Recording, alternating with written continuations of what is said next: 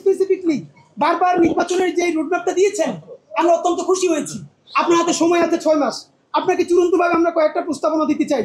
Number 1, এই 6 মাসের মধ্যে আপনি একটা আপার হ্যান্ড নেবেন।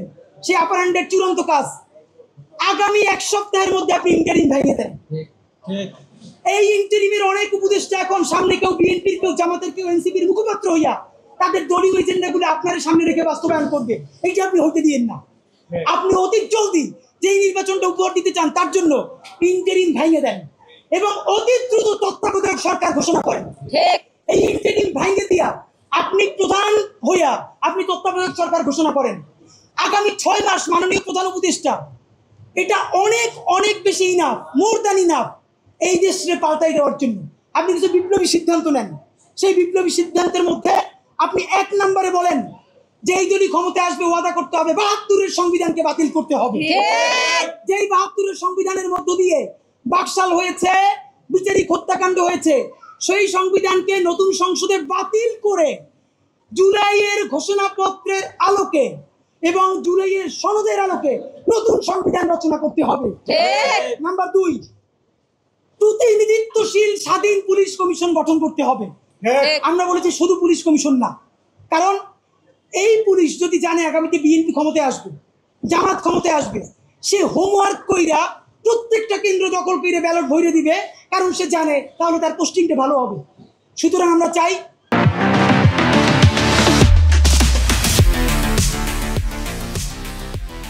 একটা প্রতিনিধিত্বশীল স্বাধীন পুলিশ কমিশন। এটা যদি 10 জনের মেম্বার হয়, 2 জন বিরোধী দল থেকে থাকবে, 2 জন বিশ্ববিদ্যালয়ের শিক্ষক থাকবে, 1 জন শহীদ পরিবার থেকে থাকতে পারে, এই পুরো সরকার থেকে থাকবে 5 জন, বাকি 5 জন অন্য স্টেট থেকে। যদি সেটা হয় তাহলে ন্যূনতম তাকে কিন্তু একটা কন্ট্রোল করা যাবে। নাম্বার 2, আপনি ন্যূনতম জুডিশিয়াল রিফর্ম না করে আপনি কিসের নির্বাচন দিচ্ছেন? এই যে নির্বাচনে খুন হবে প্রচুর, সেই খুনগুলো নিয়ে তো মামলা হবে। আমরা এই যে আসিফ মাহমুদ বনাম ইশরাক হোসেনের যে ক্যাচাল, সেই ক্যাচালে দেখলাম আদালত পর্যন্ত স্বীকার করতেছে যে এই ব্যাপারে রায় দেওয়ার উপরে তার উপরে চাপ ছিল। কোনো রাজনৈতিক দল ক্ষমতায় নাই, সেই অবস্থায়ও যদি আদালত বলে যে এই রায় দেওয়া তার উপরে চাপ ছিল, যখন রাজনৈতিক দল থাকবে তখন তো চাপ লাগবে না, তখন আইন মন্ত্রণালয়ে দিয়ে লিখে পাঠাবে, সে শুধু সাইন করে দিবে। সুতরাং আপনি জুডিশিয়াল রিফর্ম কি করলেন সেইটাকে আপনাকে স্পেসিফিকলি বলতে হবে।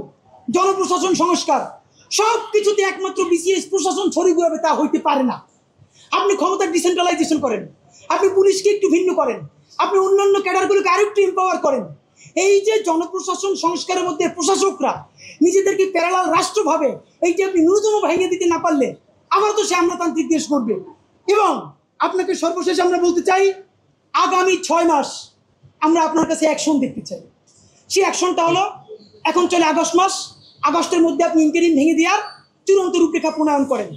এতদিন বলছি আমরা বিচার সংস্কার, বিচারের কোন কোন রায়টা আসবে আপনি তা তো একটা বললেন না এই আপনার দীর্ঘ বক্তৃতার মধ্যে, কিন্তু আপনি ঠিকই নির্বাচনের সব কথা তো বললেন, থ্যাংক ইউ, আপনি এটা বলেছেন।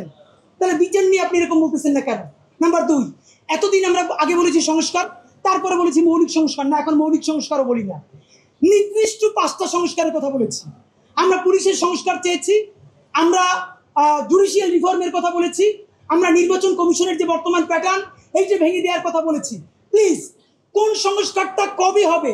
নির্বাচনের আগে যদি আপনি একটা সংস্কার নিজে করে দেখাতে না পারেন, তাহলে বলেন প্রবাস থেকে লক্ষ টাকা প্লেন ভাড়া দিয়া বাংলাদেশের মানুষ কেন ভোট দিতে আসবে? বলেন, সে তো জানে একটা সংস্কার আপনি করতে পারেন নাই। এই যে ভোট দিয়ে যাবে যারা ক্ষমতায় যাবে, তারা ঠিকই আগর কাটামতে সব 91 যেরকম তারা চুক্তি ভঙ্গ করেছে, চুক্তি ভঙ্গ করে আবার ফ্যাসিবাদ কায়েম করবে। শুধু শুধু সে কেন দেশে ভোট দিতে আসবে বলেন? সুতরাং আপনি যদি সত্যিকারে চান বাংলাদেশের ইতিহাসের সেটা নির্বাচন হোক, প্রবাসীরা ভোট দিক, লক্ষ লক্ষ টাকা খরচ করে মানুষ ঈদের মতো উদযাপন করুক, তাহলে ন্যূনতম কয়েকটা বিচার আপনার নির্বাচনের আগে করে দেখাতেই হবে। এই ইন্টারিমের সকল উপদেষ্টাকে বিদায় দিয়ে নতুন ফ্রেশ তত্ত্বাবধায়ক সরকার গঠন করতে হবে এবং অতি দ্রুত আপনাকে রেভলিউশনারি কিছু কাজ করে দেখাতে হবে, যাতে মানুষ বিশ্বাস করে রাজনৈতিক দলগুলো আসলেও তারা কোনো ধরনের গাদ্দারি করতে পারবে না। এবং সর্বশেষ কথা, সকল রাজনৈতিক দলের সাথে বারবার বসেন উপদেষ্টা মহোদয়, একটা বার 1500 প্রায় শহীদ তার পরিবারের সাথে আপনার বসা দরকার হয় না?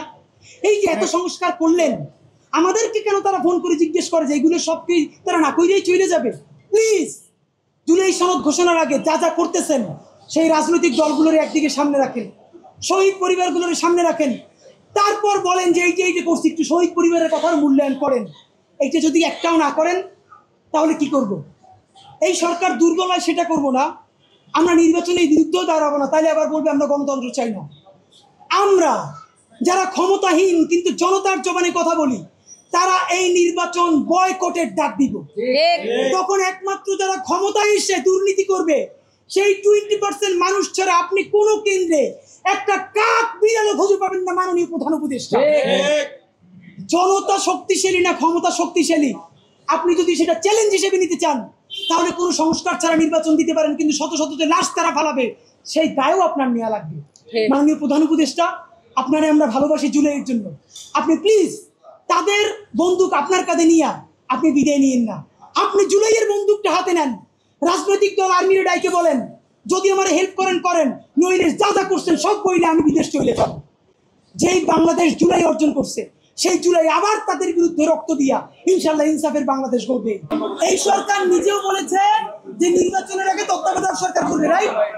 আমরা বলেছি সেটা আগেই আনেন, আপনি এই 6 মাসে তত্ত্বাবধায়ক মুড়ে থাকেন, এই ইন্টারিমের মুড়ে থাকার দরকার নাই, তারা ফেল করেছে এবং প্রয়োজন আবার আদালত থেকে রেফারেন্স নেন, যেটা লাগবে করেন, কিন্তু আপনি তত্ত্বাবধায়ক মুড়ে চলে যান, আপনি এদের দায়ান নিয়েন।